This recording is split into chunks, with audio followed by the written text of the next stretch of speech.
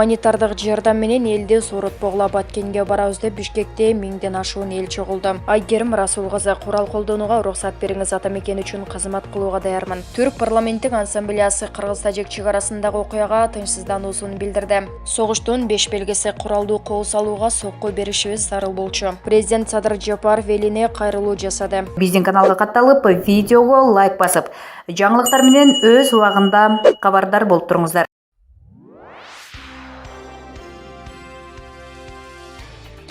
Гуманитардык жардам менен элди соротпогула Баткенге барабыз деп Бишкекте 1000ден ашуун эл чогулду. Бүгүн 30 апрелде Бишкек шаарындагы Фучик жана Профсоюз көчөлөрүнүн кесилишинде Баткенге баруу үчүн 1000ге чукул адам чогулуп турат. Ошондой эле экс-вице-премьер-министр Акрам Адумаров, экс-министр Улукбек Кочкоров, экс-финансы полициясынын башчысы Замирбек Осмонов, президенттик аппараттын мурдагы жетекчиси Каныбек Жорроев, экс-транспорт министри Максатбек Тыйканов, чек ара коомдук бирикмесинин атынан Кылыч Шанаев келди. Уюштуруучулардын бири Нуржан Абылкасымов чогулгандар курал жарак берүүнү талап кылып Баткенге барууну көздөп жатышкандарын айтты. Мен өзүм Лейлек районунун Кара Суу айылынан болом. Бул жерге чогулгандардын көбү Баткен облусунун ар кайсы райондорунан, ошондой эле өлкөнүн ар башка аймактарынан келишти. Элдин негизги эле талабы Баткенге баруу болуп жатат. Гуманитардык жардам менен элди соротпогула, курал бергиле дешүүдө. Азыр республикалык штаб түзүлдү, учурда сүйлөшүүлөр жүрүп жатат, дейт Абылкасымов. Булак Супер KG. Айгерим Расул кызы, курал колдонууга уруксат бериңиз, атамекен үчүн кызмат кылууга даярмын. Урматтуу Садыр Нуркожоевич, азыркы кардалга байланыштуу Баткендеги бир туугандар бизде абалдагы деле тынчыбай жатат. Бизге аскерлер жетишпей жатат, жарандар куралсыз тоо таштар алып качып жүрөбүз деп тынымсыз жүрөктү ооруткан билдирүүлөрдү жөнөтүшүүдө. Эгерде аскерлер жетишпей жаткан болсо, мекенди коргойм деген куралды колдонгонду билген ыктыярчыларга элдин коопсуздугун сактоо үчүн курал бергенге уруксат бериңиз. Алардын арасында мен дагы бармын. Мындай оор кырдаалда атамекен үчүн кызмат кылууга даярмын, дейт Тажик-Кыргыз чек арасындагы кагылышууга тынчсызданган ырчы Айгерим Расул кызы. Булак KG. Түрк парламенттик ассамблеясы Кыргыз-Тажик чек арасындагы окуяга тынчсыздануусун билдирди. Түрк тилдүү өлкөлөрдүн парламенттик ассамблеясынын башкы катчысы Алтынбек Мамаюсупов Кыргыз-Тажик чек арасындагы куралдуу кагылышка тынчсыздануусун билдирди. Ал чек ара маселелерин чечүүдө күч колдонуу ыкмаларын колдонууга жол берилбестигин жана мындай окуялардын алдын алууга зарыл механизмдерди кабыл алуунун маанилүүлүгүн белгилейт. Деструктивдүү күчтөр кооптонууну жаратат, алардын аракеттери мыйзамга ылайык эки тараптан тең катуу кысымга алынышы керек. Анткени мындай кырдаалдын кесепети бүтүндөй регион үчүн залакасын тийгизет. Ушундан улам Кыргызстандын президенти Садыр Жапаров кастыкты жана жек көрүүчүлүктү козутууга түрткү берген чагымчыл аракеттерге берилбөөгө, токтоолукту сактоого чакырыктары абдан маанилүү деп жазылган билдирүүдө. 28 апрелде Кыргыз-Тажик чек арасында чыккан чырдан кийин абал курчуп, Баткен жана Лейлек райондорунда атышуу болду. Үйлөр жана имараттар өрттөлдү, 20 миңдей жай тургун эвакуацияланды. Булак Назар Ньюс. Согуштун 5 белгиси куралдуу кол салууга сокку беришибиз зарыл болчу. Урматтуу кыргызстандыктар, азыр Кыргызстан менен Тажикстандын ортосунда чек арага байланыштуу чатак болуп жаткан жок. Бул таза согуш. Ага бир нече далил келтирип берейин. Биринчи, кайсы гана өлкө болбосун, бардык аскердик эрежелер боюнча аскердик бөлүккө кол салуу бул согуш жарыялоо болуп кабыл алынат. Мында Тажикстандын жоокерлери Кыргызстандын 5 чек ара заставасын басып алды, анын бирин тып-тыйпыл кылып өрттөп жиберишти. Жөн эле өрттөп жибербей, вертолет менен кырып аткылап кетишти. Экинчи, чек арачылар же жоокерлери чек ара тилкесиндеги талаштан улам терешип кеткен учурда бири-бирине башкача айтканда аскердик адамдарга гана ок чыгарат. Мында тажик тарап жайкын туугандарды, катардагы жарандарды аткылап жатышат. Акыркы маалыматтарга ылайык Кыргыз тараптан 154 адам жараталды. Алардын 31 каза болду, мунун 23-ü аскер кызматкери. Үчүнчү, катардагы чыр-чатактарда кокустук тирешүүдөн же келишпестиктен келип чыккан конфликттерде кадимки жоокерлери көтөрүп жүргөн автоматтар менен атыш болот. Мында болсо миномет, вертолеттор, БТР, танкалар колдонулуп жатат. 4-чү төмөндөгү сүрөттө көрүнүп тургандай негизги чыр чыккан жер бир эле жерде. Чабуул 10 чакты тилкеге жасалган. Кыргыз-өзбек же ошол эле кыргыз-тажик чек арасында болгон мурдагы талаш-тартыштар келишпестик чыккан эле участкада болчу. Ошол жерде 1-2 күн атышып, таш ыргытышып тарап кетчү. Мында болсо атайлап жасалган чабуул болуп жатат. 5-чи соңку келишпестикте чабуулдар талаш аймактарда эмес, Кыргызстандын ичинде жайгашкан айылдарга чабуул жасалып жатат.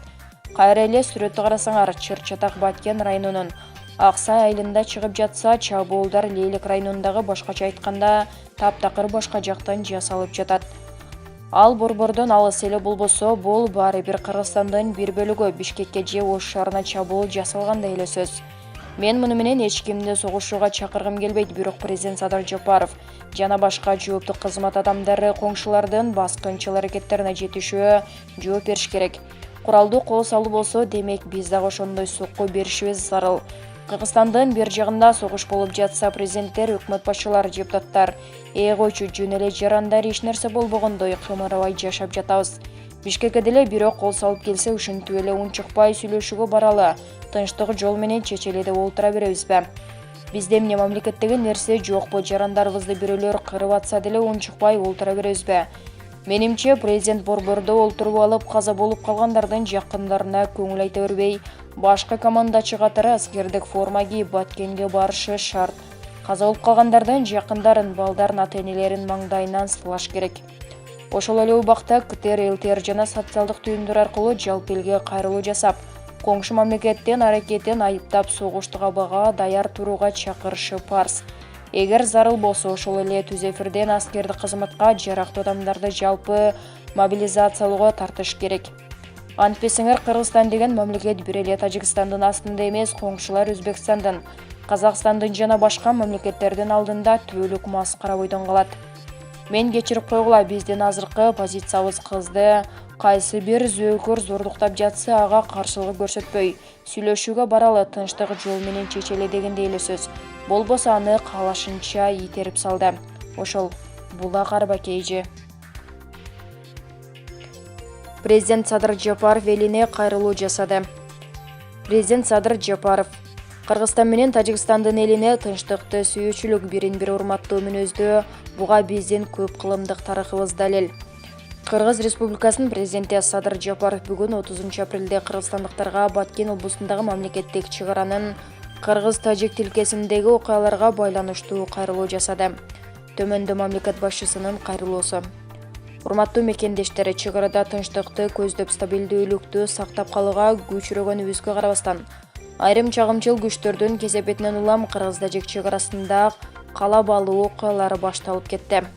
Биз бул окуяларды ырбатпай Кыргызстан менен Тажикстан элдеринин ортосундагы ынтымак, ырашкерликти сактап калуу үчүн 2 күндөн бери бардык аракеттерди жасап жатабыз. Чек ара тилкесин аныктоо карапайым элден да, жетекчиликтен да өтө айрылыкты жана тыкан ишти талап кылган маселе. Дүйнө элдеринин тарыхы буга күбө. Мындай олуттуу маселелер тынчтык сүйлөшүүлөрү аркылуу гана чечилип келген.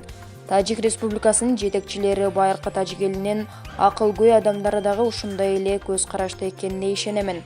Биздин элдерге тынчтыкты, сүйүүчүлүк, бирин-бири урматтоого мүнөздүү. Буга биздин көп кылымдык тарыхыбыз далил. Эки элдин достугу Манас эпосунда Манас атабыздын Каникей апабызга сүйүүсү, арзуусу аркылуу чагылдыргандыгы тегин жерден эмес. 21-кылымда Кыргыз менен тажик элдери ынтымакта жашоонун өрнөгүн көрсөтүүгө тийиш. Буга биздин коңшу болгонубуздан сырткары табигый ресурстарга ээлик кылганыбыз дагы милдеттендирет. Мен асыресе суу маселеси жөнүндө айтып жатам. Себеби Кыргызстан менен Тажикстан таза суунун запастарына ээлик кылуу жагынан алдыңкы орунда турган өлкөлөрбүз. Тилекке каршы куралдуу кагылышуунун аягы карапайым адамдардын тынч жашоосун бузуп, адам өмүрүнө жана экономикалык чыгымга алып келди. Эки тараптан тең чоң жоготуулар болду. Учурда пайдаланып, жакындарынан айрылгандарга терең кайгыруу менен көңүл айтамын. Мекенчегин коргоодо жана аябай салгылашып курман болгон жоокерлердин эрдигине таазим этемин. Согушту башташ оңой, токтотуш оор деп айтылат. Тынчтык жана бейпилдик баарынан кымбат. Бир нече жылга созулган жарандык согушту баштан кечирген тажик эли дагы муну жакшы түшүнөт деген ойдомун. Улуу Ороз айында мусулман калктарынын кырды бычак болуп кырылышып турганы жакшы жоосун эмес. Ошондуктан бардык тараптарды тынчтыкка чакырамын. Азыр эле Тажикстан президенти Эмомали Рахманович менен эки тараптуу сүйлөшүүлөрдү жүргүздүк. Чек аралар жана башка бардык маселелерди тынчтык жана сүйлөшүүлөр жолу менен чечип алалы деп келиштик. Эс тутумум жаңылтпаса, мындан 16 жыл мурда бүгүнкү күндөгү көйгөйдү эскерттим эле. Тагдырдын буйругу менен дал ушул көйгөйдү чечүү менен өз моюнума туш келген экен. Кудай буйрса, жакын араларда чечип алабыз. Учурдан пайдаланып Баткенге барабыз. Элибизге жардам беребиз деп демилге көтөрүп жаткан жаштарыбызга, бекенчил жарандарыбызга ыраазычылык билдиремин жана эмоцияга алдырбооңуздарды суранып кетемин. Баарын тынчтык жолу менен чечип алалы. Булак Коом пресс.